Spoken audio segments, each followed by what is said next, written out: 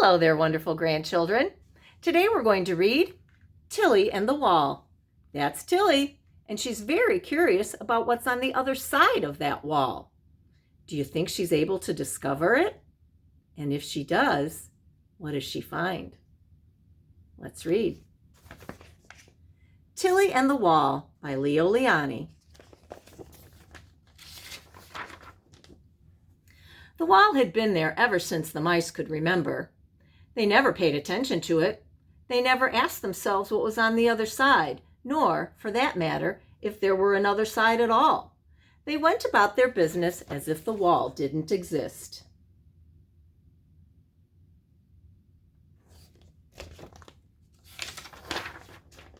The mice loved to talk. They chatted endlessly about this and that, but no one ever mentioned the wall. Only Tillie, the youngest, would stare at it, wondering about the other side.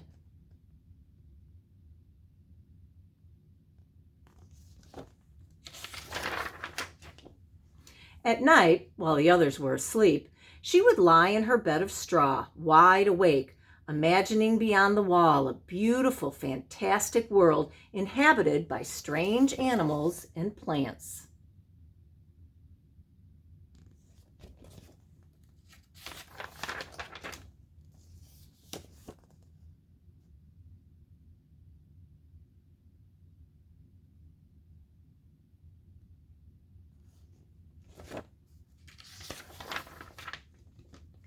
"We must see the other side," she told her friends.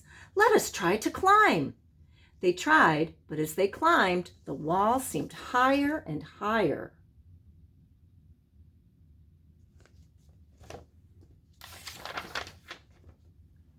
With a long, rusty nail, they tried to make a hole to peep through. "It is only a question of patience," said Tillie. But after working an entire morning, they gave up, exhausted, without having made even a dent in the hard stone.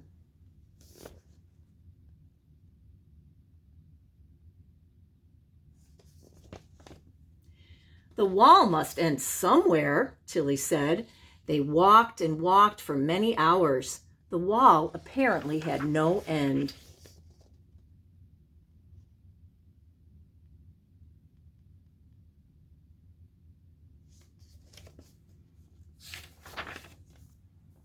But one day, not far from the wall, Tillie saw a worm digging itself into the black earth.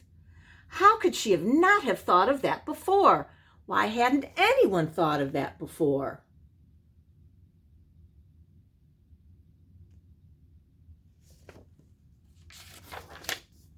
Full of excitement, Tillie began to dig. She dug and she dug.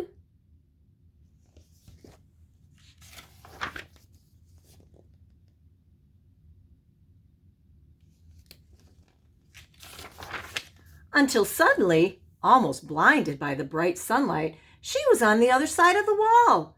She couldn't believe her eyes. Before her were mice, regular mice.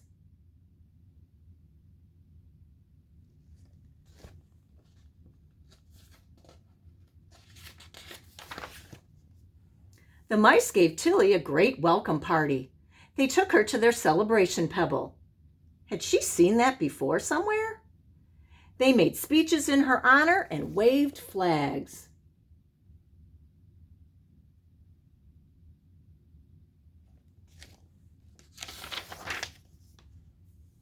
Then they decided to go through Tillie's tunnel to see for themselves what the other side was like. One by one, they followed Tillie.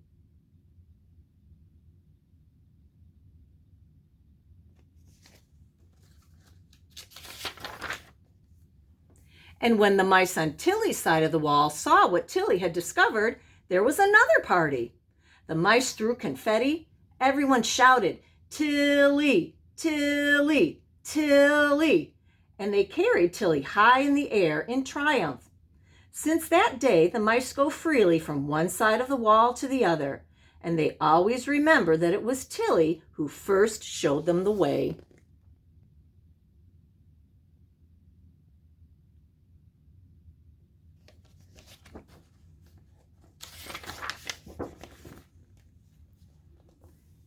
After listening to Tillie and the Wall, do you think it's a good thing to be curious? I do. I think Tillie was even kind of a hero. Great story. Hope you liked it. I love you guys. Miss you lots. Bye-bye.